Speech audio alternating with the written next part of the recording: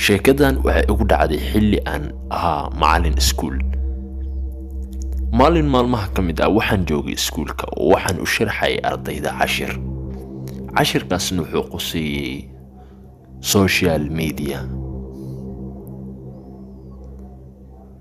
habeennimadkii markaan imid gurigeyga ayaan waxaan isticmaalay computer waxaana ku jiray Facebook.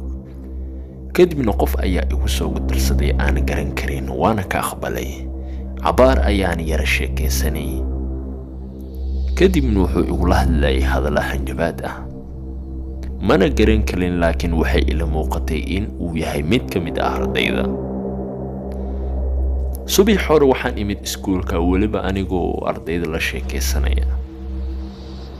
xaaladda ayaan weydiinayay. mid ka mid ah ardayda ayaan aad iyo aad isku wanaagsan. asaga ayaan gooni ula soo baxay oo waxaan ku dhahay, miyaad Facebook isticmaashaa? wuxuu igu dhahay haa.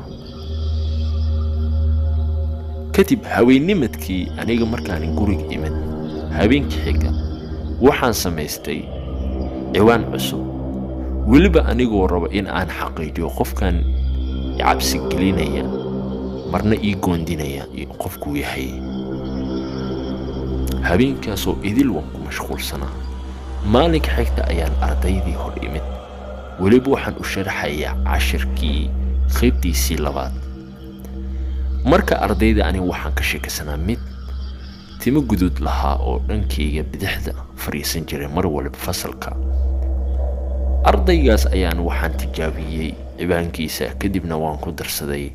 asaga ayaan ka shakiyay oo cibaankayga cusub ayaan su'aalo kaga weydiinayay mana uu isfahansanin in aniga ahay. habeenkii idil ardaygaas ayaan tijaabinayay inkastoo asaga masajyadeeda uu iga soo jawaabaynin. aad baan u walwalsanaa. maalinka saddexaad ayaan iskuulka imid weliba waxaan la kulmay ardaygii xaliyo dhan aan sirbaarayay. ardaygii ayaan waxaa weydiiyey, messenger miyaad isticmaalaysay xaliyo idil? ardaygii ayaa igu dhahay haa waan isticmaalayay. waxaa anigoo fasalka taagan ii imid ardayda mid ka mid ah. wuxuu igu dhahay, macallin maxay tahay xali waxaa ii soo dirtay? weliba sawir qaaban ayaa ii soo dirtay macallin.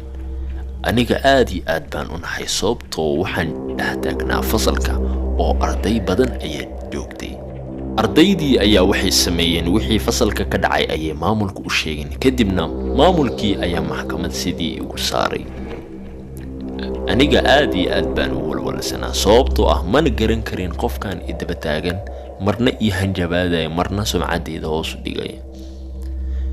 maalinkii xigta ayaan waxaa la ii geeyey maxkamad weliba anigoo liigu dhahay qiro dembiga aa gashay laakiin aniga wax dembi ma aanan lahayn.